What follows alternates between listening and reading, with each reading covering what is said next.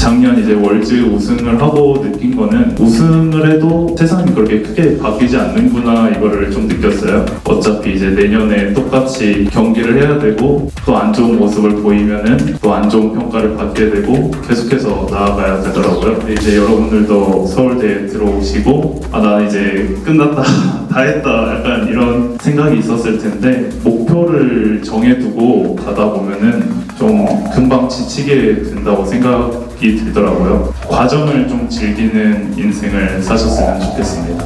네. 월즈 우승이 서울대 합격이 끝은 아닙니다. 로또 1등 역시 끝이 될 수는 없습니다.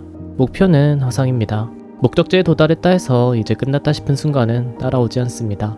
인간의 욕심은 끝이 없고 어찌되었든 삶은 계속되기 때문입니다. 2017년 월즈 우승이라는 목표를 이루고도 방황을 면치 못했던 크라운은 평소 롤모델로 여겼던 이재동에게 묻습니다. 스타리그 우승 이후 진정한 삶의 의미를 찾으셨냐고. 이에 이재동은 말합니다. 스타리그 우승하고 난 다음에 진정한 의미를 찾았냐고? 진정한 의미는 죽을 때까지 못 찾아. 스타리그 우승한 뒤에 헬게이트가 열렸어. 결과는 끝이 아니다. 어둠도 빛도 종착역이 아니다. 빛과 어둠은 서로에게 의존하는 끊임없는 순환 속에 자리한다. 나쁘지도 좋지도 않다. 그저 존재할 뿐이다. 이제부턴 인생이 그 어떠한 목적지도 두지 마. 목적지를 정해놓고 달리다가 길을 잃잖아? 그럼 그건 방황이야. 근데 아무런 목적지 없이 떠돌다가 길을 잃지? 그럼 그건 방황이 아니라 방랑이야. 방랑. 꽃향기에 이끌린 벌은 이 꽃에 앉았다가 저 꽃에 앉으며 무심코 창조를 가능하게 한다. 만약 벌이 멸종한다면 꽃뿐만 아니라 새, 작은 포유류, 그리고 인간도 멸종될 것이다. 꿀벌은 자신이 서로 연결된 퍼즐 안에서 자연의 균형을 유지하기 위해 맡은 역할을 알지 못할 것이다. 벌은 그저 존재할 뿐이다.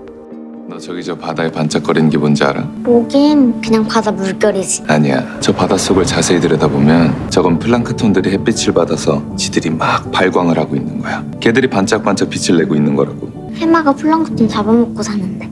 맞아. 모든 물고기들의 밥이지. 밥.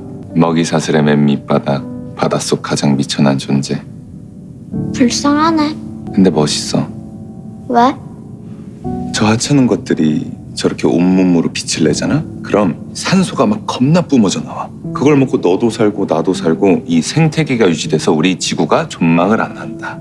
완전 어메이징 아니냐? 저 미천한 애들한테 그런 엄청난 존재 가치가 있다는 게. 벌에게는 플랑크톤에게는 목표가 없습니다. 고로 방황도 하지 않습니다. 그들은 그저 존재할 뿐입니다. 이끌리는 대로 행동할 뿐입니다. 목표가 나쁘다는 말을 하고 싶은 건 아닙니다. 살아가는 데 있어 목표는 필요합니다. 무언가를 달성할 수 있는 동기가 되어주고 쉽게 포기하지 않을 수 있는 끈기가 되어주기도 합니다.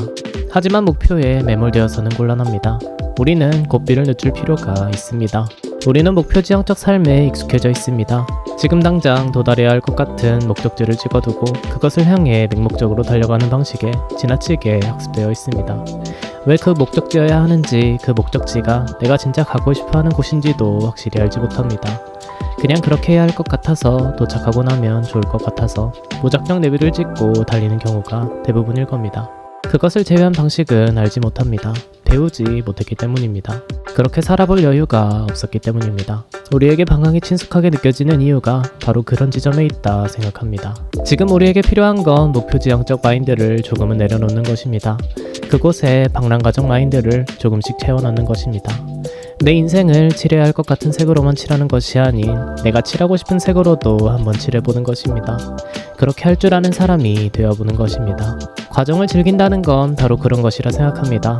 결과에 너무 집착하지 말고 목적지를 확고히 정해두지 말고 지금 내가 하고 싶은 걸, 끌리는 걸, 할 수 있는 걸 나름대로는 또 최선을 다해 할 수 있는 만큼 온전히 경험해내는 것이라 생각합니다. 어차피 인생은 지속됩니다. 도달했다 해서 끝이 나는 목적지 같은 건 이 세상에 존재하지 않습니다.